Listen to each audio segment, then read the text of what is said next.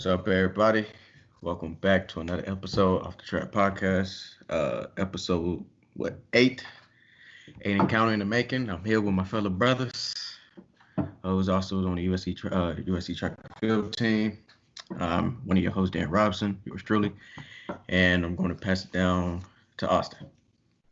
Hi, my name is Austin Allen. I'm a sophomore, and I be editing the Off the Track Podcast videos. So, what's up with Joe?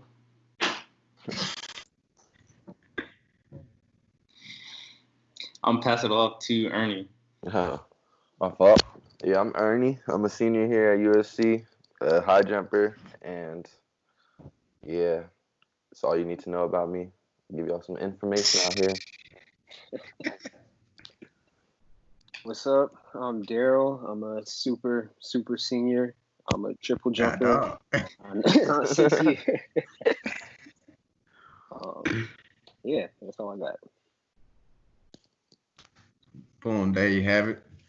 We're going to have a good topic for y'all today. But this week, we'll have a special guest. We'll have the man, the only one, Coach Nick. He coached the jumps. So without further ado, go ahead and tag him in. Holding the man, answer the phone. Man.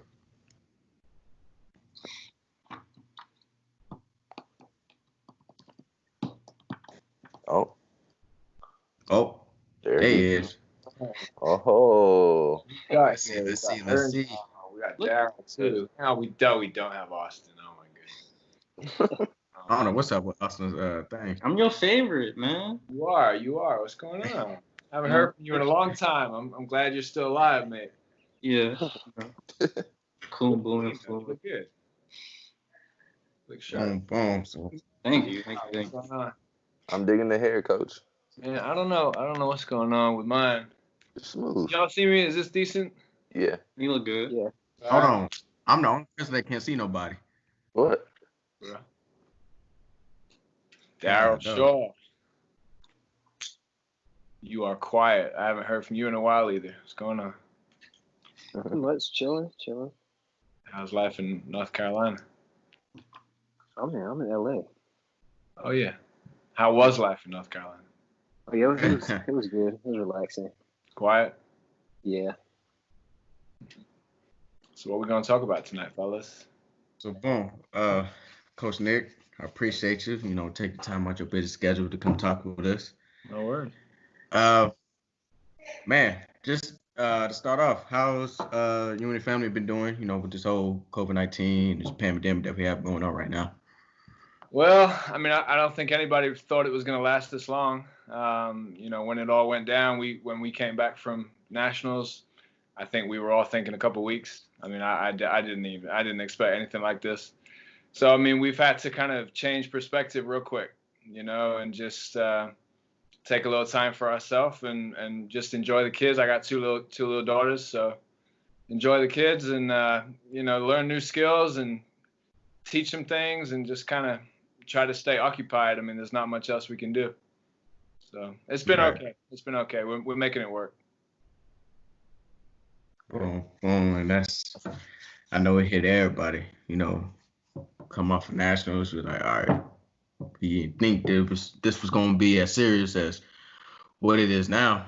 I know for me personally, I thought it was gonna last like what you said, like a couple of weeks. I thought it was just one of those things where it's like, all right, you'll just push through it. But once they started canceling the season, it told everybody to go home. That's when it really hit. Like, yo, this is something bigger than what it really is. Yeah, it was difficult for everybody. Everybody had a lot of goals, big goals on this team for sure. And actually, Daryl's here. I felt real bad for Daryl, right? He was working real hard the whole fall to have an outdoor season, and then had one competition, and boom. I mean, it's Ernie coming from nationals. He was one day away from winning that thing. So No, they just delayed it. It's okay. They just put a delay on there. we are though. Right. So, for the people that's going to be watching this, I'm sure they don't know fully of you. So if you could give us nice little background, of your upbringing to where you're at today. Yeah, I'm from England originally, if you didn't guess with the accent. Some people think I'm from South Africa, but I'm not, or Australia. I'm from England.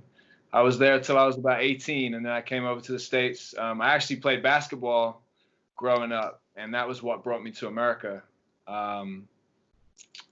That's why I keep challenging Ernie all the time on the court. I know me and him, we're gonna go at it when things get back to normal. Yeah, he's nervous. But he is. He's very nervous. We're gonna put some restraints on him though. He's not gonna be out a couple things like that, But, so I was playing basketball growing up, and I came over to play basketball, and I made a couple of AAU teams and things, and I was in Ohio when I first came over here. But it just didn't work out. I wasn't good enough to really play at the level I wanted to play at, and I was ready to go home back to England, and I don't know what I was gonna do. But then I was one of the track coaches at the high school I was at saw me jump and asked me if I'd ever long jumped, ever ran track, and I had never done it, and I went out there and jumped. I think it was 22.7, I believe, and I didn't know if that was good or not. I didn't know anything, and I was still jumping in basketball shorts. And he said, that would do pretty well in the state meet. Maybe you should give it a shot. So I ended up sticking with it, and I got a scholarship offer at an NAIA school. And I just wanted to stay in America at that point. So I decided to take it and change my whole life. And I really didn't take it serious until about my junior year. I transferred to Manhattan College in New York. And I ended up jumping 24. I think I jumped 24.7, 24.8, something like that. And I just started taking it more serious. And I was studying exercise science. So the whole coaching connection kind of happened at that point. And I've, just ever since I've been studying sports science and coaching and sports psychology. And I ended up jumping 25.7 or something like that. So I did all right. I met some people, and it kind of helped me with my coaching journey. And, I've been coaching now. I graduated. I got my master's in sports psych in 2009. I've been coaching, ever since like 2006. So, and I was self-coached as well for most of it. So I kind of learned, trial and error on myself, which was a pretty cool thing. So, and then I was at my first major NCAA opportunity came at Berkeley. I was at UC Berkeley for the last 3 or 4 years, and actually recruited Ernie when he was a junior, going into his senior year. Yeah, so my boy. Me and Ernie, we used to speak every week, and we used to talk about basketball a lot, actually. But he was a little too good to go to Berkeley, but he came here, and it's just amazing how it all turned out, man. So when I was given the opportunity to come to USC, it was a dream for me. This is the program I've always wanted to be at. And the fact that Ernie was here and knowing that I recruited him, it was a special thing, and that's how I ended up here. So very grateful. Wow. Yeah, that's kind of crazy how. Is there like a defining moment in your like career that you were like kind of transitioning between like athlete to coach, and you're like there's a moment that kind of like sparked you to kind of pursue the coaching more? There was, absolutely. I was in Long Beach. I was living in Long Beach. I just graduated with my master's, and I jumped. I was jumping 25 mid most for the last couple of years, and I met an athlete called Blessing, and she's a triple jumper, American Nigerian triple jumper, and she was about 28, 29 at the time. And she was pretty good. She jumped, her PR at the time was, I want to say 43 high or 44 low. And she was self-coached. And I asked her if I could start working with her. And she agreed. This was in December. And I believe at the time I knew some things. I was still new to things, but I was confident that, I had some ideas of what I wanted to do. And I coached her from December through till July that year, and she PR'd 6 consecutive times, and she came second at Prefontaine and jumped 46.1, and she was over 14 meters, And at the time, she was one of, I think she was only one of 2 girls in the U.S. that jumped over 46, and that just sparked it for me. I'm definitely not saying I was the main reason she did it or whatever, but I was one of the reasons, and I learned a lot from her, and she learned a lot from me, and it was amazing seeing her progress that way, and it just gave me a lot of confidence, and it just lit a fire that, hey, helping somebody achieve, especially at 28, 29 years old, achieving something that you've wanted to do. She's been jumping since she was 14, It was a really special moment for me. So, and for her to do it at Prefontaine as well was pretty cool on TV and everything. So that kind of lit a fire, and it's been lit ever since. So to speak. Yeah. That's dope. But you haven't mentioned your book yet in your journey. Oh, I have not. No. I actually wasn't even thinking about it. In 2012, I released a book called The Horizontal Jumps, and that was my introduction to my philosophies on training, and it was a book geared towards helping, I would say high school coaches, but it really can help any level. But it was written in a way to really kind of prioritize things that work, training methods that work, structures, systems that work, and to help high school coaches really kind of have a little bit more of an idea of what they want to do. And I just couldn't believe how well it did. It did really well. It still sells the same amount today every month as it did in 2012. And so that kind of helped me a lot. It opened a lot of doors for me, and it was something tangible that I had that really kind of meant a lot to me. And I to this day I receive emails all the time from coaches saying how much it's helped them. And so that was a major part. Yeah, I forgot about that. That was a major part for me. So. Light flex. No. Yeah, that's dope right there. I didn't even know that. Yeah. So, with you, I'm transition a little bit. So we all know that you're a huge, basketball fan. I've been seeing your little tweets and stuff that you be putting out there. So I just want to know.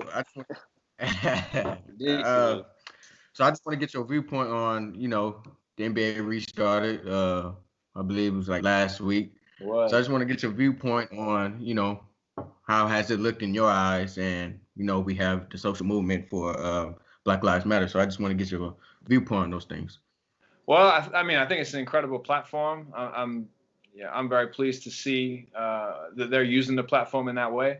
I love basketball, like you said. I came here for that. So to see it back on TV, it's amazing how they did that bubble, the amount of money they put into it, and it couldn't have really happened without that. So that investment from the NBA has been incredible, and just giving those players an opportunity to, show the world just how important this issue is. The timing of it all with everything that happened to George Floyd and everything is incredible, the way it all worked out, the way the timing came with it all. But I think it's a brilliant platform, and I'm grateful to see the likes of LeBron, who's one of the top 30 best players ever. But there you go. Grateful to you were struggling to say that. He was prepping for that one. Had to put that in there. He's in the top 30, Ernie. Come on, man. So the fact that he's a big star and he's talking, he's being very vocal, which he hasn't always been. I think it's been great. I watch it. The games are messy. You can tell they haven't played in a while. Yeah. I like the games though. Huh? I like the games. I feel like they've been real competitive. Competitive because nobody's really playing well right now. Yeah, nobody's playing well, so it looks bad. Except Russell Westbrook, who top 3 all-time best players, but so he's well. You guys can't deny anything that I'm saying. So. Oh my God. Top 3? Top 3 all time. Yeah, it goes Kobe, Allen Iverson, Russell Westbrook. Well, that's a wild top 3. Wild. I never heard that top 3 ever. No, I never heard it. Yeah, original. Like being original. That's your favorites. That's what we're gonna say. Those are his favorites. Kobe, AI, Russell Westbrook. Amazing. And then MJ is 4. Oh, Wow. Yeah. Wow. you see what we deal with? Yeah. And we argue like this every day about stuff, man. It's fun. Oh man. So I know that we'll soon, we'll start to get back on campus, and Yeah. we from talking with several teammates, we don't know how it's going to look as far as like training. They still have yet to determine if we're going to have a season or not. So from a coach's standpoint, I just want to know the adjustments and your thinking process on how all this stuff that's going on when we go back to school. And Yeah. I mean, they already said that we're gonna have the season. So as a coach, how does that affect how you go about things when we get back? Yeah, I mean, we as a group, we've spoken about it a lot. I always look at it like we don't know when the next competition is going to come. We don't know. We don't know. We don't know about the season. We don't know about the Olympics. We don't know. We don't know at this point, right? But one thing we Right. do know is in this sport, if you don't train and you don't prepare yourself to perform, it's going to be a struggle when it's time to perform, right? So I just tell my guys, you know what? It doesn't matter if there's no meets. You guys can always be ready. So, we've had training over the past, few months as we would if we were in season. We keep developing specific qualities, speed, power, strength. And we haven't been able to lift properly, but there's many other things that we can do, and we've adjusted. When we get back on campus, if we are able to train together, then we need to build, right? We just need to develop as we would in any other situation. And, you have your ideal plan as a coach, and rarely do you get to, utilize the ideal plan, but you must have the ideal plan. And then we just step back from there. Even if we got to go back 10 levels, we still go back 10 levels from the top level, right? So that helps me. It's very easy for me to do it. Even if we got to go back, 10 progressions, like I said, we will, and we'll just work our way up. So, we have an option for no weights. We have an option for weights. We have an option for no track. We have an option for track. You can make it work. And at the end of the day, it comes down to the motivation and drive of the athletes. And, you have to put things into perspective, and you have to look at the big picture. And even if we're looking at July 2021 as the goal, and we're only in August 2020, you can still have that fire light bright from now until then. And at the end of the day, every day you choose the perspective that you're going to have. And we just talk about this all the time as a group. And things are not ideal. Nobody likes this. Nobody likes the way it is. Nobody likes coaching from a distance with a mask on, and we can't even huddle up and look at film together. We can't do the things that we do. Nobody likes that, but you know what?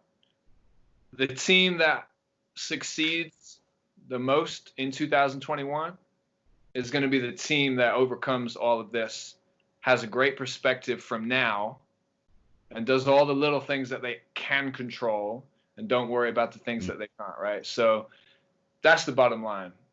Even if we train twice a week together, let's make the most of that twice a week, and we'll adjust from there. So I have a tremendous group, and the entire team at USC is just incredible. So I know that we can do it, and I'm confident that no matter what is thrown at us, like this has already been thrown at us, that we'll thrive and we'll do well. So I like that perspective thing you said, Coach. Everything is about perspective, right? Yeah, because when you do put it in like retrospect, you kind of, like you were saying, you get to kind of make the perspective you want each day. Mm-hmm. And then I know for me personally that some points during quarantine I was just like unmotivated, in the sense of like I'm going out to train and do this workout every day. I've been doing it the past two and a half weeks, and I feel like I'm just working towards nothing. So I took a gap and I took some time off to kind of like recoup and trying to just build some more fire to like kind of get you to go back out there. But I feel like for some people that's gonna be like that's gonna be kind of like what takes them either a good maybe next year or maybe like a struggle year for some, is that they're able to kind of not see a new perspective of like what they're going through or what is going on, and not being able to take a step back and like reevaluate what they need to do to get back going or something. But I think that what you're saying highlights the importance of having different types of goals, right? If you are only driven by winning trophies, national titles, records, right? If they're the external drive, that's the external drive that you have. It's powerful. It's really powerful. But during times like this, it's not worth it. It's not there. So then you have to have some kind of internal drive. And that is when it really highlights the importance of the small day-to-day process goals that drive the big picture, right? Because when you've had an opportunity taken away from you and you cannot strive to a meet because you don't have any meets, what's going to keep you going?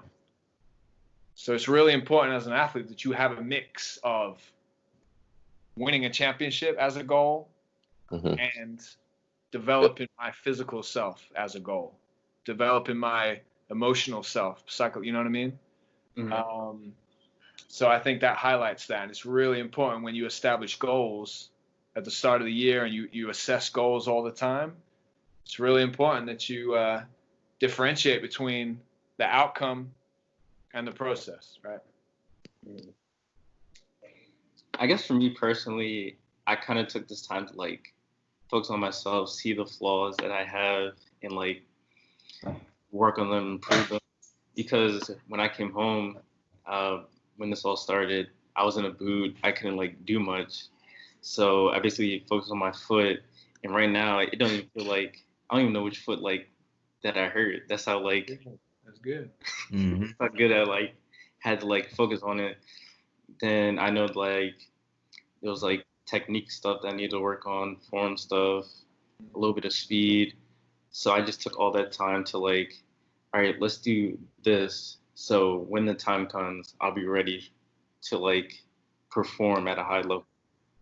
Yeah, I mean, and you were on a high too. What you did at Clemson was outstanding, right? You remember that day? Yeah. Not only did you PR, but you also set yourself up for a goal that you probably didn't even know you had in you. Yeah. You had a couple of incredible jumps out there, and then to hurt your foot the way you did it, But it's all about rebuilding now. Yeah, I just feel like with all this time, it's more of just saying, like looking yourself in the mirror and just learning a whole lot about yourself. I mean, we've been quarantined for like 5 months, and it's like during this time, this really gonna separate when we ever have any normalcy or when we ever have like a really schedule. When we come back, we're gonna really find out who's been working and who just been lollygagging. That's how I've been like really feeling lately, because everybody is going through the same situation. It's like nobody has an advantage over anybody right now. So it's like it's really just self-will, that self-desire, that person, self-driven, to be able to accomplish whatever you have written down as your goal. And I feel like with all this, it just gonna separates us from the pack, because I feel like we know that, okay, we understand like the stuff that's going around. Like, okay, we all doing the same thing. Nobody is doing anything different than us. But the only thing that we can do is that mental training, getting ourselves prepared, and just really being all in to what we want to do. Yeah. Absolutely. Making the most of what you do have, right? Right. We all have opportunities to do something. And we all have opportunities to see things a certain way. That's going to separate. You guys have all the talent in the world. USC track and field, unbelievable talent. What's going to be the difference, though? So it all comes down to how you view things. Yeah, that's been the main thing. Just learning about yourself, really. Because, before this, we all, just wake up, just boom, go attack the day, not even think about nothing. But, just being at home for so many months, you really just learn, not even just about track, just about in life in general. Like you really learn about yourself on a whole nother level. So with that being said, for the days that you've been home, is there anything that you like realized that, man, this is something that I could like bring to the table, or just stuff that you being at home, you learn about yourself that you didn't know that you was able to do, or that you didn't know? To be honest, it has been really valuable for me. I think, I went from, I had 3 years at Berkeley, and then I came to USC. And when you're so focused on coaching and you coach nonstop and you have athletes go deep into the summer and you win titles and you do things, you kind of forget the learning aspect of why you got into this field.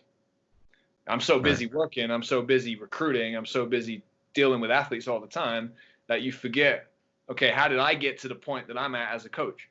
Well, this opportunity has just been really valuable for me to just step back, get all my books out again, study, kind of go back and be a student and reevaluate the system that I have and the program that I have, and kind of look at myself from another perspective, work on my ability to communicate,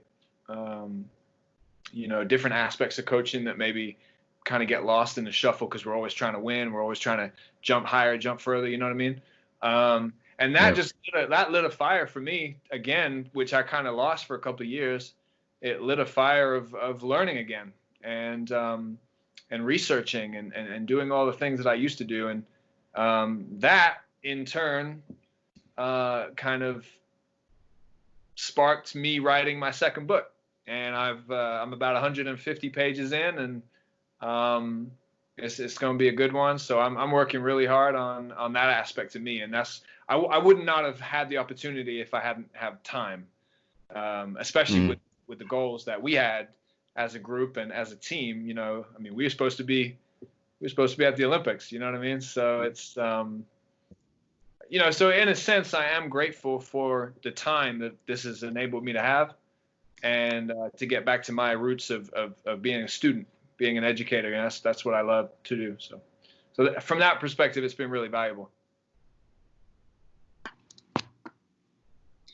So earlier in the podcast, you did mention about your two little babies, your two little daughters. Sure. And you told us many of times that you don't have the chance or the time to see them all the time as they live all the way across the country. Yeah. How's it now, knowing that they're living with you at the moment? Yeah, they just moved in August. They've been in Florida the last year, and it's unbelievable. Teaching them how to play basketball. We just went to the court the other day, and I got two little lefty daughters who love basketball. They're both lefties? They're both lefties. I'm lefty. Jealous. Wow. But I dunk on Ernie with my right hand, though. But He ain't never dunked in his life. I started dunking when I was 13, Ernie. I don't believe it.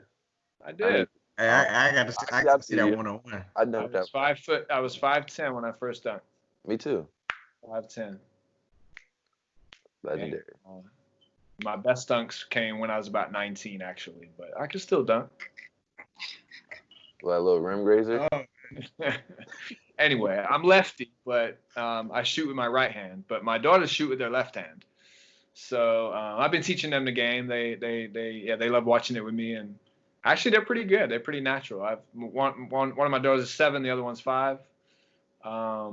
They're amazing. So it's super. It's amazing to be with them as much as I can right now, and But I miss work. I'm not gonna lie. I miss my job. I miss you guys. I miss what we do. So, I can't wait to be able to bring them to the track, and they love long jumping, so they'll be in the pit and meeting you guys. So hopefully we can do that this fall. That would that makes it worth it for me when I can bring my kids to the track. So yeah. So for how young sport athlete? Say again.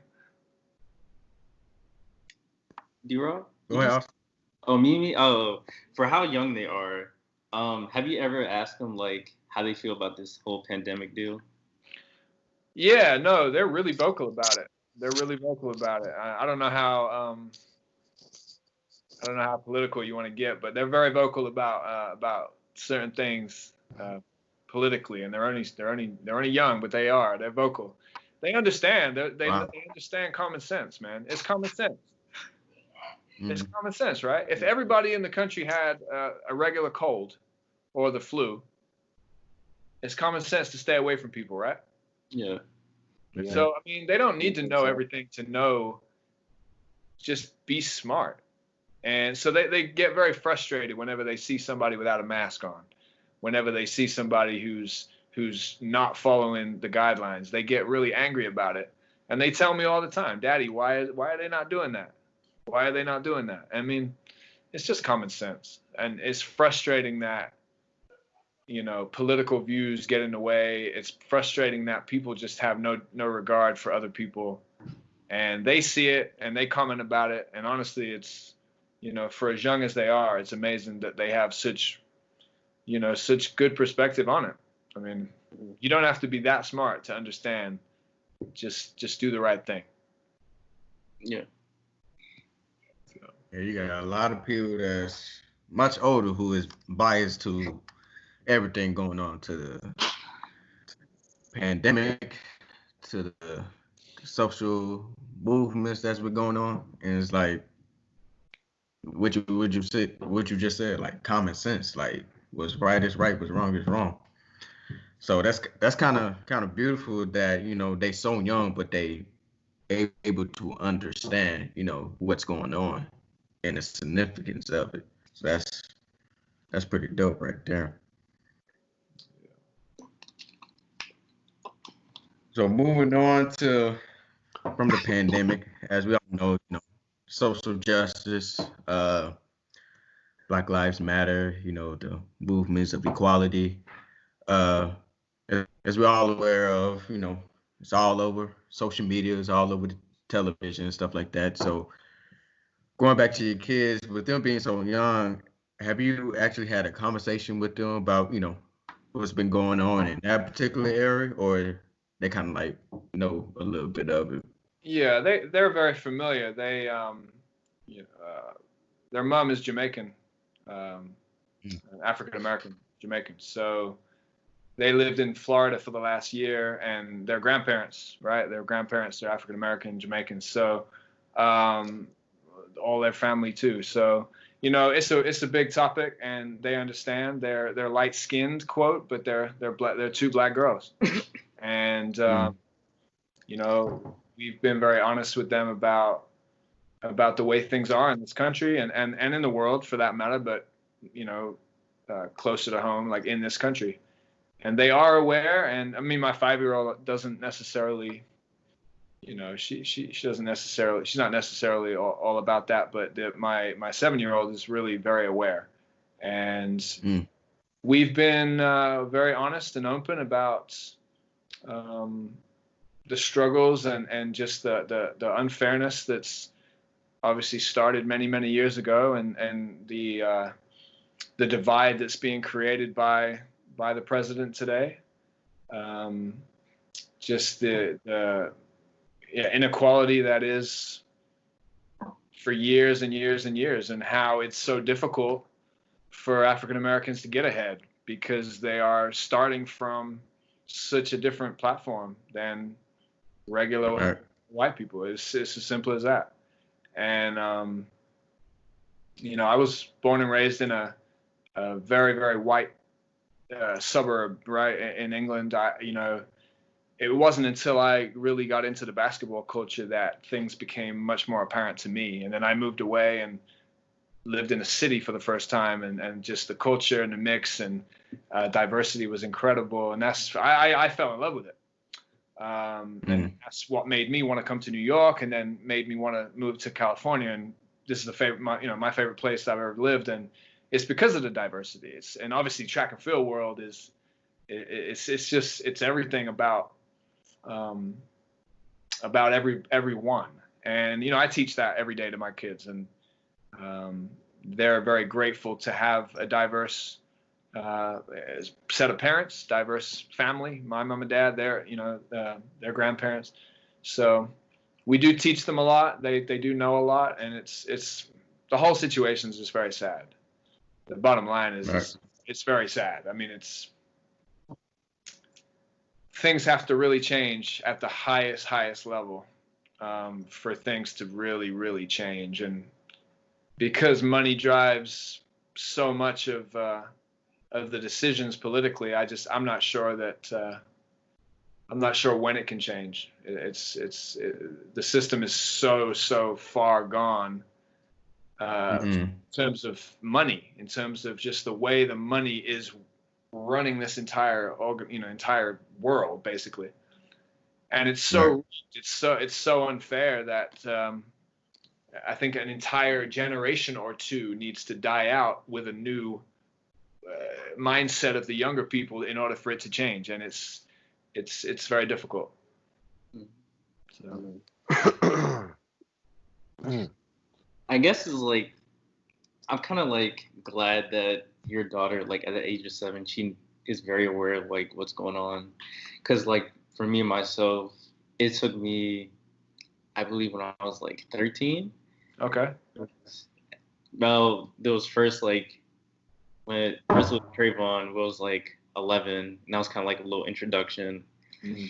Then I saw like, what really hit me was like Tamir Rice, cause I look at my younger brother, and like they were the same age when he passed.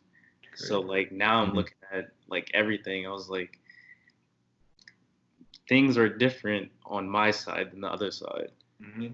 So I guess like for me, I try to look at the younger generation, and it was like, y'all, we will lead y'all as y'all are the key. We will teach y'all what is going on.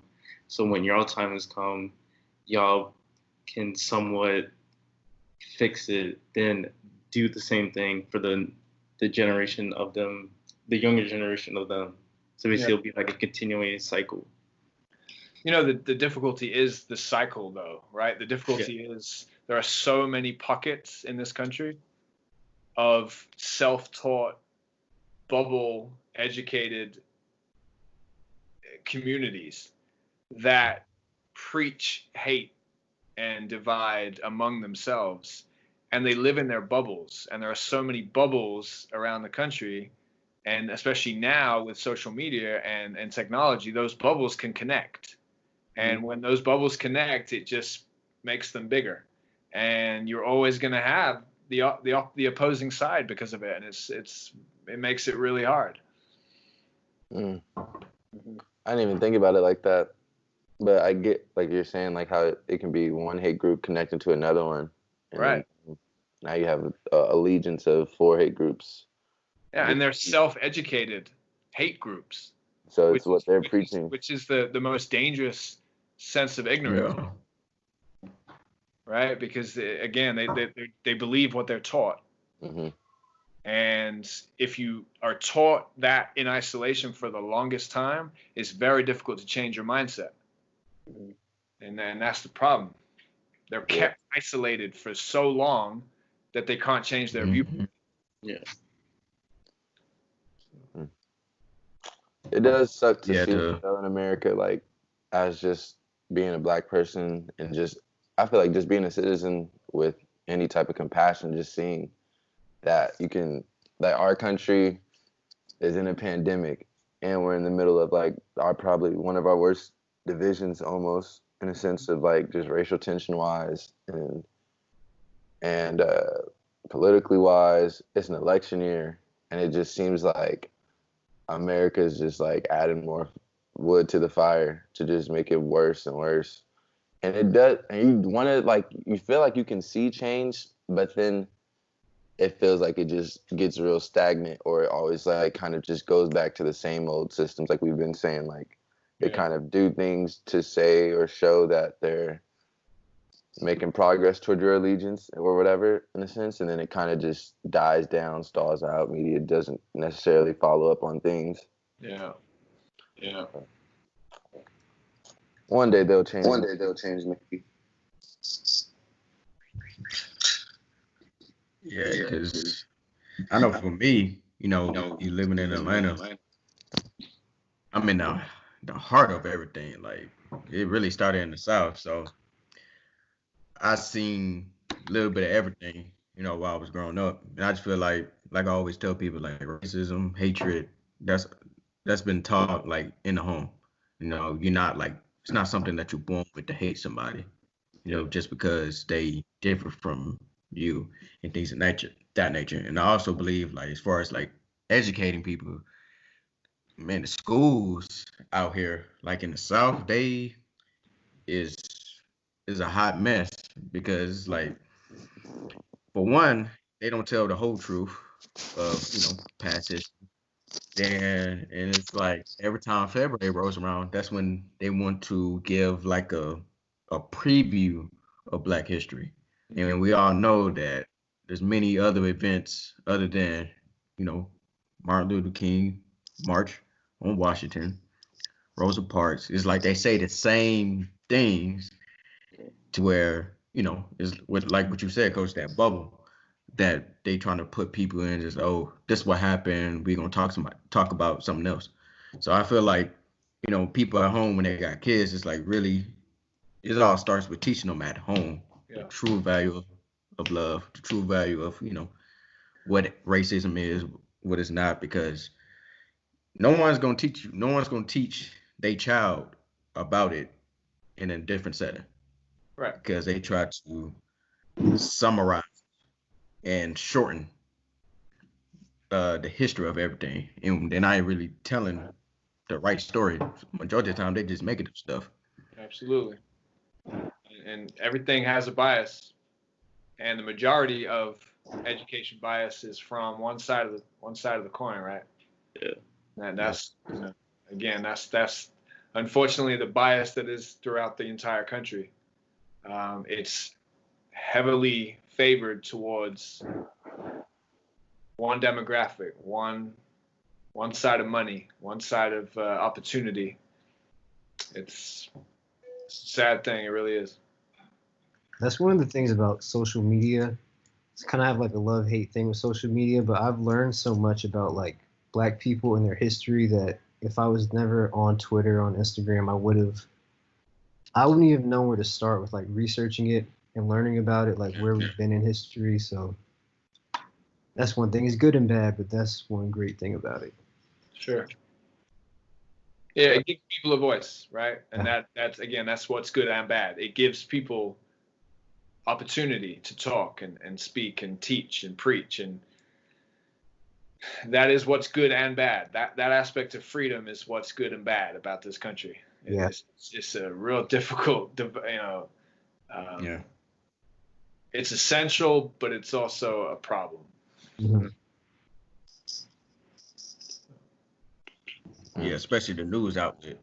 True. Because especially when all, the movements, the marches that's been going on for the past like 2 months, and it just feels like they only want to show when stuff get out of hand. And I know I was scrolling through Twitter, and I know Minnesota was still having their protests, and I didn't even know. Yeah. But that just goes to show that the media only want to put a certain image on certain cultures when when events happen like this, and that goes like what you said, that bubble is really getting tiring, and it's starting to show in our generation because it's been going on for so long. I just feel like one thing I'm proud about that our generation, that we are ambition. Like, we're not just gonna say any kind of thing. We're not gonna do just anything and expect us just to brush it off our shoulder.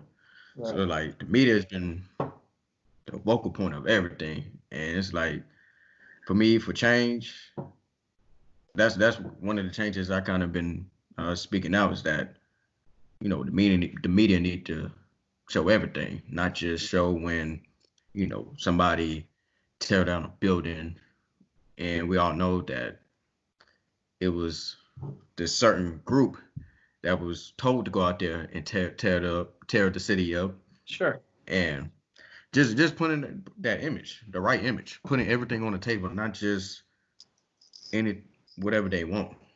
That's But really been. again, that's one of the downfalls of freedom, right? Because if you spend an hour and watch Fox News, and then you spend an hour and watch CNN, you might as well be in a different planet. Yeah. And that's crazy when you really think about it. Mm-hmm. How is it possible for two They really shooting fireworks. to have such a different perspective on life? And it's scary. It really is scary if you really spend an hour and watch Fox. Yeah. And you know, you're preaching to a lot of uneducated people. Those uneducated people who don't really have a lot of opportunity, they latch onto whatever they hear and they believe and they're exposed to. And that is what's making the bubble just grow. It's hard. It's not a good situation. Feels like a losing battle almost, because you feel like you almost kind of can educate and you can do all the things that people have access to, all the other things they per se want to learn. Maybe not everybody, of course, but a lot of Americans probably have access to a computer or some sort or internet, and you're willingly choosing not to educate yourself or not want to learn. But a lot of that comes down to, you know, where are those people? If you are in a community and what surrounds you, and this is where you live, you don't have a lot of money, you don't have a lot of opportunity, this is where you've been raised, you're in a community with 1,000 people that all watch Fox News, they're mostly racist, it's going to be really hard for you to break out. Yeah. And you're forced to be to want to belong to a community. Everybody wants to belong, right? That's one of the human, needs, is to belong to something. And it just that's what's so hard for a lot of people. You know, they need to belong to something, and if that's all you know and that's what you're surrounded by, it's very difficult for you to change your life, change your perspective. Even though you might know it's wrong, it's very difficult for some of those people. Mm-hmm. And going back on the media, so me personally, like before, I didn't like protests, because like they never like stuck. It would be like people would like protest for like 3 days and they'll like die out, and then like the news media would just like sweep it under the rug. But for this, it's been like, it felt different, as like it just kept going on and on and on. And what the media is trying to do, they're trying to like sweep under the rug, but it keeps like coming out of it. And like that's why I'm like so amazed about what we're doing now, because this is something like you can't just hide. It's like you have to like face it. Yeah, I wonder. Obviously, the graphic nature and just unbelievable disregard of life that basically sparked it all. But I wonder if it wasn't an election year. I wonder if it would have jumped off as much from a media standpoint, because it's no secret that certain news channels want to highlight it because they know it's detrimental to Trump's chances of being reelected, right? Mm-hmm. So, unfortunately, there is always an ulterior motive, it seems. Mm-hmm. And whatever highlights to help, though, could be a positive, but we have to stay on educating and just forcing the real truth down people, because otherwise they don't want to know. Mm-hmm. So.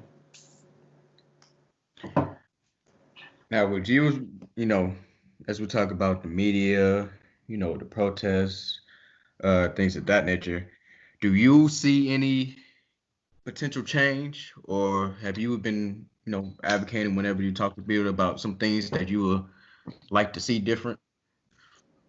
I think the more this type of thing is allowed in people's spaces, the way it's been, I think change has to happen. 100% Right. has to happen because it's too. It does reach more people. The louder, the bigger, the longer it goes on, undoubtedly it reaches people, and it becomes a real serious thing. Businesses jump on it. All these things have to, when a business or an individual or celebrity or whatever it is, when they publicly jump behind something so aggressively, they're upheld to that standard, which means over the next many years, that company or individual or whatever it is, they have to uphold to that standard. They have to demonstrate that they are acting on what they're saying, their belief, so that alone will create change. And the thing is, if that happens enough over a long enough time, generations and their mindsets change. Mm-hmm. So I think it's absolutely essential that it continues, because it's the only way a lot of people get to see this. And there are so many people oblivious. They're not exposed to it. And this is a way of getting them exposed to it. And over time, and it takes a long time, but over time, yes, mindsets and generational mindsets and generational teachings will change, right? Mm-hmm. That's what we want. That's what we need. We need that to happen. But if the political system stays the way it is, it's going to be very difficult for long-term systemic change to happen, because the people that run those systems, they don't necessarily want it to be any way equal, because they've had it so skewed for so long. They don't know how to live without 90% of the income, for themselves. Mm-hmm. It's a very difficult thing. Mm. But eventually, yes, it will absolutely change, but it has to keep going. Absolutely.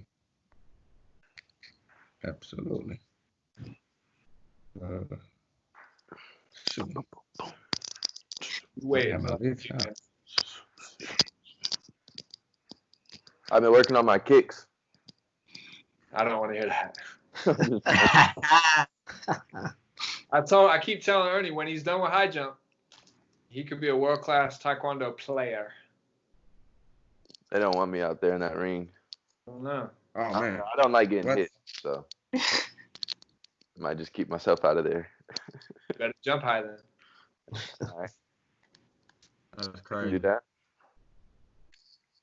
Coach, thing you didn't mention yet. I think the people should know you're a man of many talents. Man, That let you, us know. you make music. What? Dart player. Texas guy. Yeah, this is the man. This is the jack of all trades. Yeah.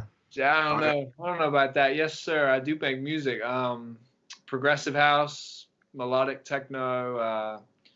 Not the. Whenever I say progressive house, I immediately think of things like Dubstep. Avicii and the stuff that you hear on the radio. Not that stuff. I don't make that stuff. I don't make cheesy pop house. But yeah, you can check out Nick Newman on Spotify or YouTube or Beatport or iTunes. Okay. Yeah, man. I like melodies and emotional music with no words. Ernie loves my stuff. Listens to it all the time. I have listened to it. It's actually pretty good. And I don't listen to house music. You might need to drop a little playlist to go along with it. Sometimes we put do a little something. Ernie's introduced me to some music. Absolutely terrible music, but Hey, just because you don't like it doesn't mean it's terrible. Hold on, what you been putting on? I some don't even know. of it's terrible. I don't know if you can say that because the group likes it. So Yeah. What you been putting them on with? you know the essentials.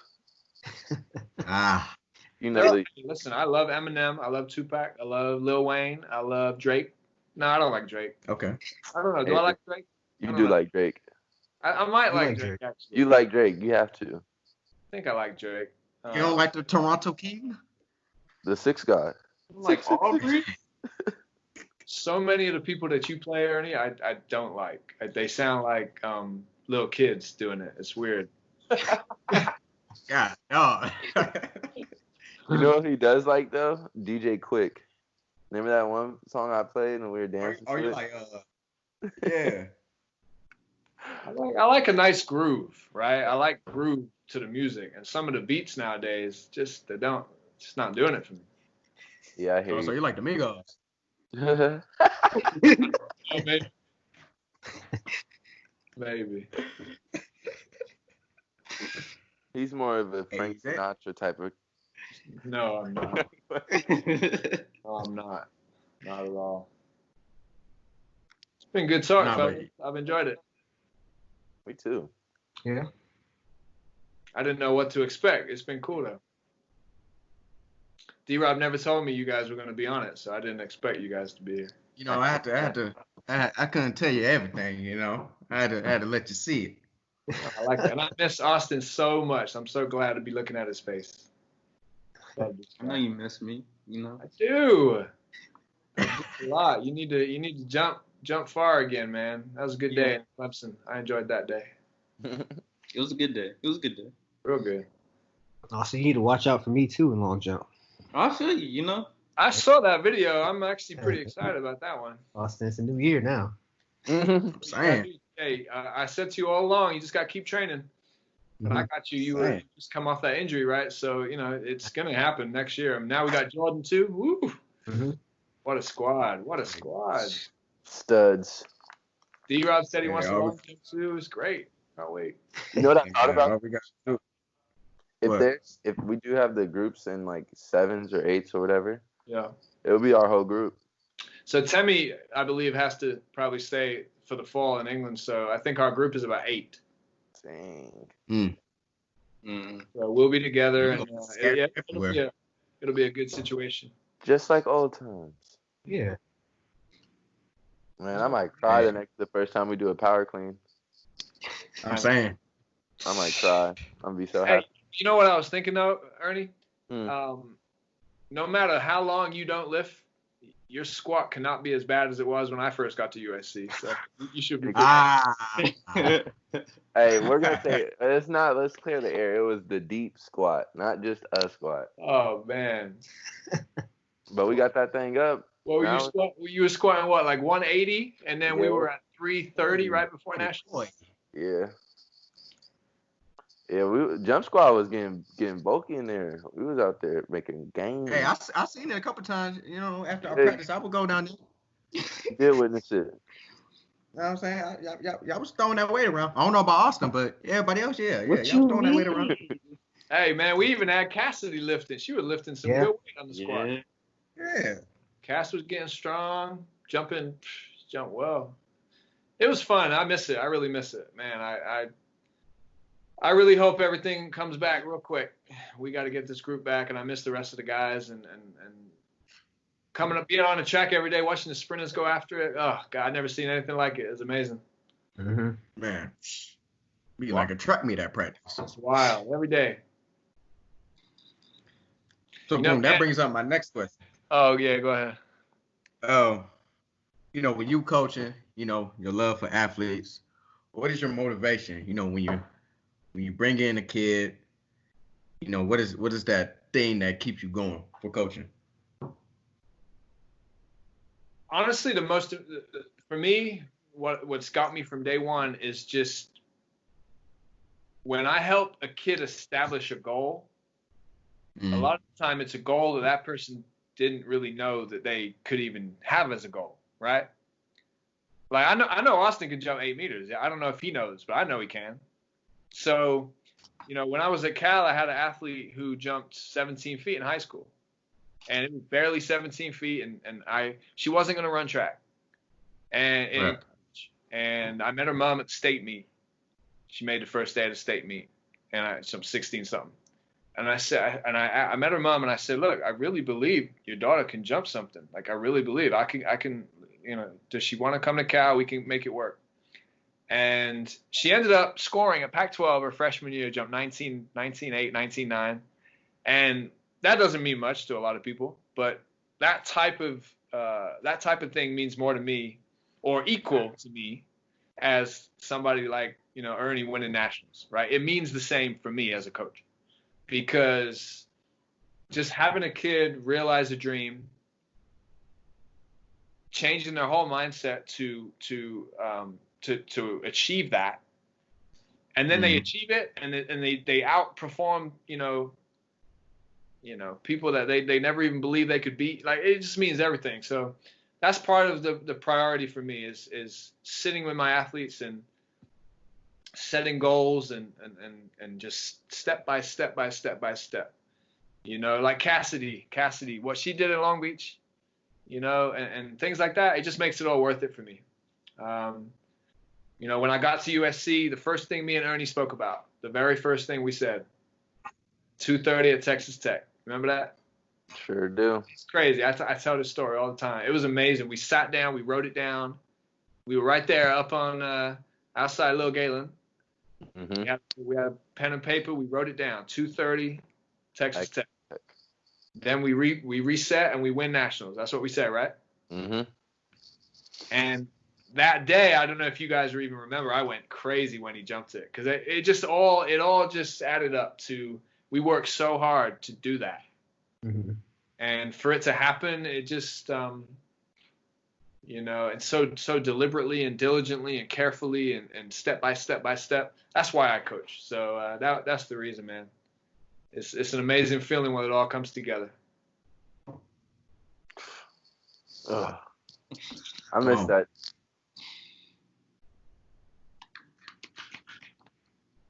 So I hope we do it all again just next year.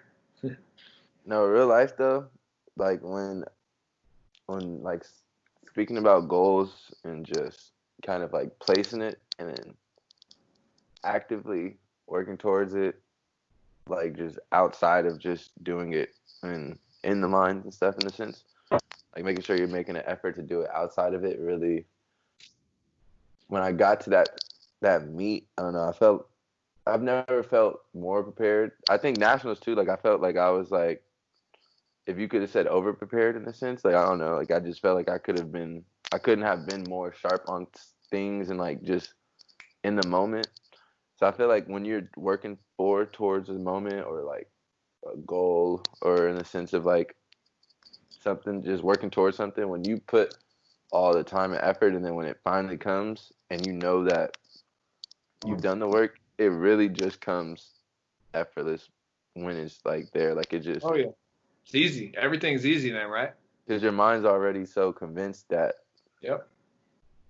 that it's done. Like the work is done, that it's not gonna have to really think about what goes down when everything is starting to compete.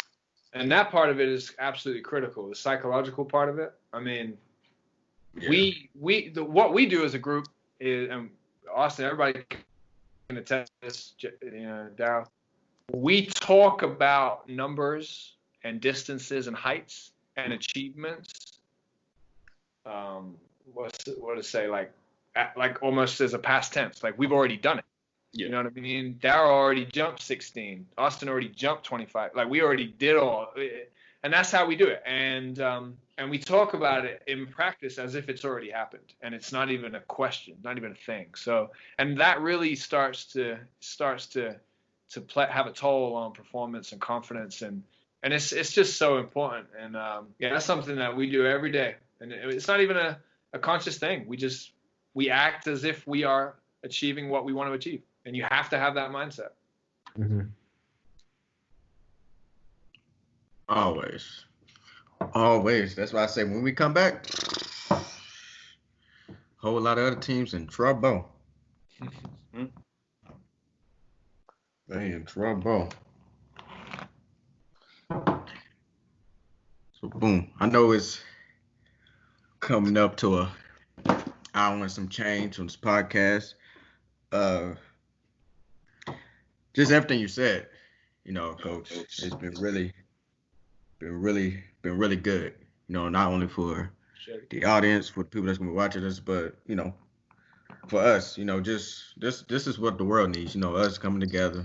What I'm saying, just be able to just have these type of conversations. Because although we got a lot of stuff that's going on in the world, just take a little time out of people's day just to call, just to see what's up, be able to talk about whatever, and be able to hear different opinions, different viewpoints on things. That's been the big thing. That's what we tried to do on this podcast. We try to promote that. Just a conversation, I know it may not seem much, or it's just seem as little, but man, just the value of talking to another person and sharing your beliefs is very powerful. Very powerful. It's been amazing. I like I said, I did not know what to expect. So this has been it's been really fun, and it's been really cool seeing these guys again. It's been a while. So D-Rob, I really appreciate you asking me, man. Oh yeah, always. Now the next time we all see each other, man, I gotta see that one-on-one with you and Ernie. I gotta see it. I've been working on my game. I don't know. I guess he has too. But. It's gonna be on some pay-per-view stuff. It's gonna be a fee. I'll set it up and everything. Charging $20 at the door. $20 at the door. 6 feet away. I'll set it up. That's how it's gotta be, right? Mask. Man, we put on ESPN, TNT, whatever y'all want. You know what I'm saying? Be everywhere. I want to be on TNT so I can get the inside show after. I can talk about it. Right. Okay. Here, Yeah, you know what I'm saying? We set it up. Charles, Having a big game. Shaq gonna be calling Nick barbecue chicken for me. Oh. I really don't think you could guard me, man. I really don't. I'm too strong for you, bro. You hear this? He went to strong. He is strong though. Very strong. He is actually strong. Yeah, I got dad strength. That's why. Hey, I got young man strength now. Yeah, you do. Yeah, you do. Start. Who has the best clean of the entire group though? Oh, I think it's still your coach. I don't know. For now, I mean, wait. I think Daryl's catching that low key. Yeah, I'm gonna get you when we get back. He is. I'm looking forward to it. That's quite the house, though. Ernie, Daryl, and Jordan Scott. My gosh, that's quite the house.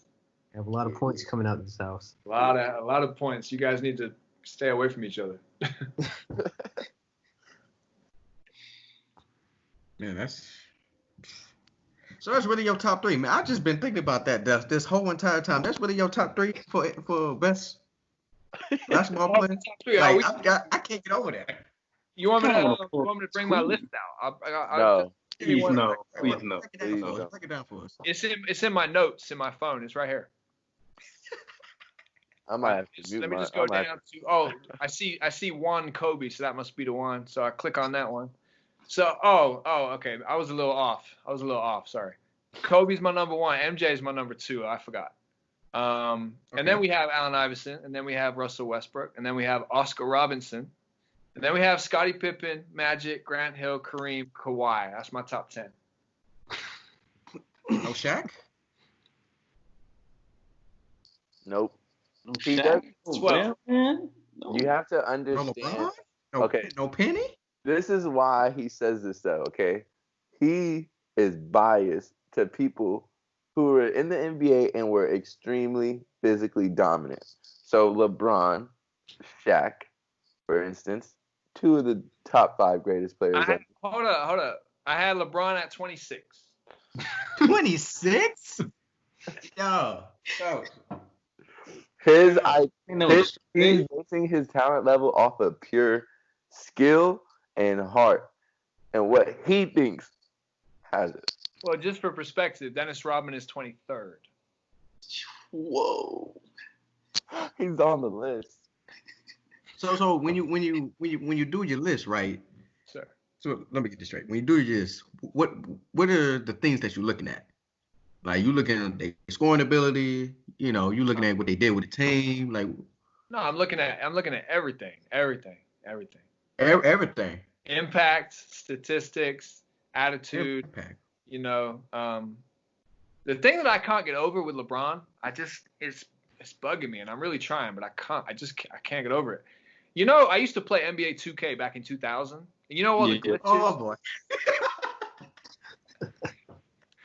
right? You know what I'm saying? You know the glitches of the characters? Yeah. Like Right. that is how LeBron is, and it's hard for me to get behind it. Like he is like a So- glitch NBA 2K character. Like the way he dribbles, he's like a robot. It's not nice, man. I don't like it. So you did your comparison for LeBron off of the game. A glitch with NBA 2K, yeah. Yeah, to be honest. You know, because I mean Kawhi, right? Kawhi is he's not exactly super fluid either, but he makes LeBron look. I mean, LeBron looks like he needs oil himself a lot. Like he just gets stuck all the time, you know? Wow. 35,000 points. Yeah, but that says a lot about the league, though, you know? I know it does though, but not at the same time it doesn't because LeBron's just that great. LeBron took And we're number 1 in the West, baby. to Yeah. the finals. Yeah, I don't think they're gonna win it. Who do you think it is? Who's your prediction? Yeah. Toronto. I like Toronto. I think they're gonna Toronto. beat They Okay. got a great Yeah, I coach. respect that. They got a great coach. So, Nick Nurse is a great West. coach. Hey, you want to know what's funny? I'll tell you a little story. It's not really a story, but Nick Nurse was, if you look at his bio, when I was in England I played basketball for the Northern Academy of England. He was a coach in the BBL, British Basketball League. So I knew Nick Nurse. I didn't know him, but I knew of Nick Nurse. I used to go to British basketball games all the time. He was coaching, and for him to come all the way through and win a title, like his story is incredible if you really want to look at it. Yeah. Yeah. I knew of him when he was young, a young coach in England. Crazy. I So think you got it's gonna Toronto. be- Who coming out the West? Who you got coming out the West? You can say Clippers. You don't trust the Hope Clippers. Clippers. I really hope it's the Clippers. I don't. You don't trust them. I just Wow. don't. I just don't like LeBron James. Don't like the wow. So much hate. Wow. No. It's not hate. It's basketball, right? He's a great person. He's done some good things. I like the school situation that he's got in Cleveland. He's a great guy. I just don't like his game. I like Russell Westbrook's game. Well, that's I guess. I mean, yeah, I'm iffy on necessarily like his game. You don't like his game. Not really. I think he's a Wow. great player though. You know, I bet Russell Westbrook could have been a 55, 56-foot triple jumper. What do you think, Darryl? I believe it. He's got some skills. Yeah, he got some explosiveness. Yeah, I believe it. He- He would be sick on the track. Amazing, I think so. Wait, hold on. Scary. You didn't say, going back to your list, right? You didn't say KD. Okay. 17. 17. Who else? Steph Curry, 15. that's a You high got, take. got Steph over KD. Steph's the greatest shooter of all time. He is. But I can't necessarily put him over KD only because KD is just like KD. Like he's like, KD do a lot. yeah. I'm like actually, I think that's like the most weird scorer in the NBA. You know, Scottie Pippen was really good too. Yeah. It's cool. Grew up with Allen Iverson though. Like I used to buy all of his 50-point games on VHS, get them shipped over from America. So I have Iverson fan right I there. have probably 10 or 15 VHS tapes of AI scoring 50. So he was a special player. Yeah, that's a different breed right there. Yeah. Vince Carter, number 14. What a guy. What a player. That's Yeah, Interesting. So you got Vince over Seth, I'll respect KD, it. And KD and LeBron. and LeBron. Yeah, and I don't have T-Mac in there, and I don't have Penny in there. You don't have T-Mac? Yo! Wait. What's your 30? He is Grant Hill top 10, but he don't have T-Mac. Oh, you guys are funny. I didn't go to 30. I just went to 26. LeBron was 26. Yeah. Okay, who was 25? Who was in your 20s? 25 is Kevin Garnett. Yeah. And number 20 is Wilt Chamberlain. So you don't have Paul Pierce up in there? You don't have the truth up in there? Oh, Paul what? Pierce did not make it. He's 27. Where's Hey, Kareem? you think I'm gonna get like a lot of hate because of this? Maybe. I don't do well with hate. I don't want hate on the Instagram page. You're gonna get a lot of DMs talking about say, hey, so about your list. Put it on Twitter. Hey, can we cut this part about the list? Yeah, nah, your Twitter is something else. Your Twitter is I something just have a else. little fun with it. It's mostly coaching. It's like 90% coaching. Oh my goodness. I just like You to got mess with Brown. Ernie. I like to mess with Ernie. Yeah. I That grown. is crazy. But yeah, Kobe, number one, baby. Kobe, all day. See, I respect that. I respect that. Kobe, Black Mamba. Special. You know what I'm saying? I respect Kobe. I respect MJ. You know, 1 or 2. Okay, I understand that. Al Iverson. Okay, I understand that. But after that 3, yeah, you went way left with that one. Way left. Okay, so I got the person that averaged 3 consecutive years of triple-double, followed by the person that averaged a season of a triple-double. The only 2 players in the history that have ever done that. LeBron can't average triple-double. Yeah, he took the East to. I mean, his whole thing, he get his team better. He get his team to the chip. I mean, look, the problem though is you can't be top 10 of all time if you're 3 and 6. I mean, it's just bottom line, man. You just, That's not. AI doesn't even have a ring. Wait, hold on. yeah, What's that's the everything. Wait, yeah. Okay, so 3 and 6, right? Don't AI what's never his had face got 11 teammates. rings? Nah, man, I'm not going into this debate no Listen, more. in the hardest era of basketball, AI took the worst team in NBA history relative to the era to the finals. Yeah, I respect it. You remember Bro, the you know that 07 team? Spurs or Listen, the Cavs? George Lynch. Hey, George I Lynch, respect that. Matt Geiger, Eric Snow, Aaron McKee. Y'all remember that team, bro? Like, Hey, this reminds me of But that team was better than 2007 Cavs Mo team LeBron Williams. took. no, they weren't. You don't even know. They had Larry Brown as a coach. They couldn't even name 3 other players on their team with LeBron. only person you could name was Verjao. And he had the curly hair. That's the only reason you remember. Rogowskis and Daniel Booby Gibson. Booby Gibson. Similar. It was similar, but the era was different, right? You're talking about. I mean, back when Kobe did it, all the greats were still playing. Back when Iverson did it, they were all the greats were still playing. What? He saw the Spurs and the dynasty Spurs. Like, this is peak Spurs. Yeah, but here's another thing. AI was 5'11". I met him. He was 5'11". He wasn't even as tall as me. And LeBron is huge, and he's a great athlete, and he's big. So I have to have players to win. He ain't got no skill, though, you know? All right, I'm done talking about this.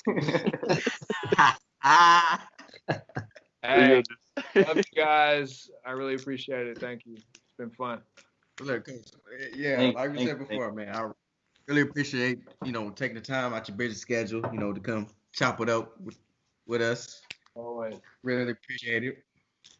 And, if you get some DMs about, your list, then it's not my fault. You know what I'm saying? You put it on yourself. Hey, hopefully you get some good content, and try not to, when you edit this, try not to make me look bad now. This is gonna be him talking about how he hates LeBron the whole time. Look. Hey, you know the little snippet, Austin? We should put what he said on the list as a snippet. Stop, man. Stop. Clickbait. I'm gonna clip it. Oh yeah. Have fun with it. Mm-hmm. All right, we good? Yeah, coach. Appreciate you, man. Appreciate it. See you soon. All right, guys. Later, man. All right.